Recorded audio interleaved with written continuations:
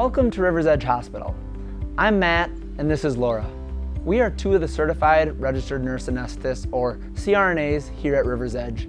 We will be providing the anesthesia care for your upcoming surgical procedure.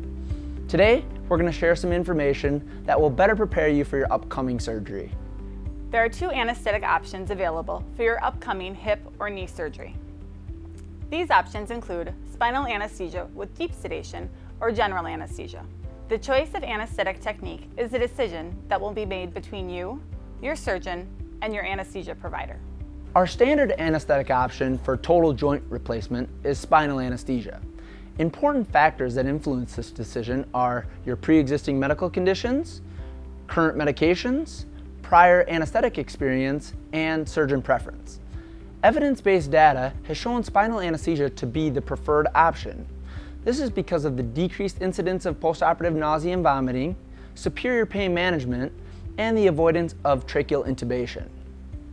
The most common concerns regarding spinal anesthesia include pain and/or memory of the block itself, and pain and/or memory of the surgical procedure itself. We use a combination of several medications to ensure amnesia, limiting the ability to remember, and analgesia, limiting the ability to feel pain. We administer some of these medications before the spinal block and continue others during the surgical procedure itself. These medications are very effective, efficient, and safe. Although there's invariably risks that accompany surgery and anesthesia, the advanced techniques, physiologic monitoring, and anesthetic medications that we use today have made these risks exceedingly rare. Our primary goal is to deliver the safest anesthetic possible during your operation.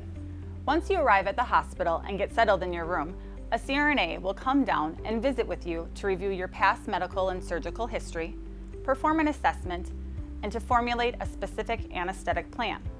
The majority of you will then receive a number of preoperative oral medications to get the ball rolling on post-operative pain control. This includes narcotic, anti-inflammatory medication, a medication to help with nerve pain, as well as medication to decrease stomach acid. We will then transfer you to the operating room. Here, you will meet others on the surgical team, and we will attach a number of devices to begin monitoring your heart rate, blood pressure, respirations, and blood oxygen saturation. Next, you will begin to receive sedation in preparation of the spinal block. Correct positioning is paramount for success. We will ask you to tuck your chin to your chest, slouch your shoulders, and arch your back. Think of an uppercase C, a mad cat on Halloween, or a cooked shrimp.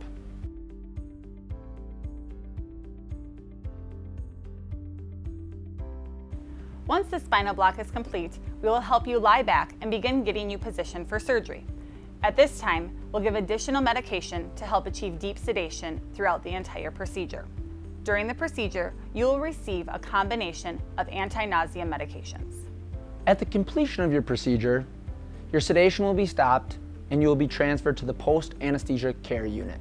Here, you will be under the watchful eye of our recovery room nurses while you emerge from anesthesia. This will approximately take 30 minutes. We will be assessing your vital signs, your level of sedation, and any pain or nausea you may be experiencing. If you are having a total knee replacement, our standard practice is to perform an adductor canal block in the recovery room. This is a peripheral nerve block where we deposit a mixture of local anesthetic around the nerves that provide sensation to the knee. This will help provide pain relief for the next 12 to 16 hours after the injection and will limit the amount of narcotics needed during this time. This will be discussed with you in more detail during our preoperative visit. In preparation for anesthesia, it's important that you follow the specific instructions given to you by the hospital and the anesthetic staff. We want you to be well hydrated in preparation for your upcoming surgery. The old adage, nothing to eat or drink after midnight, has been modified to suit your specific surgical time.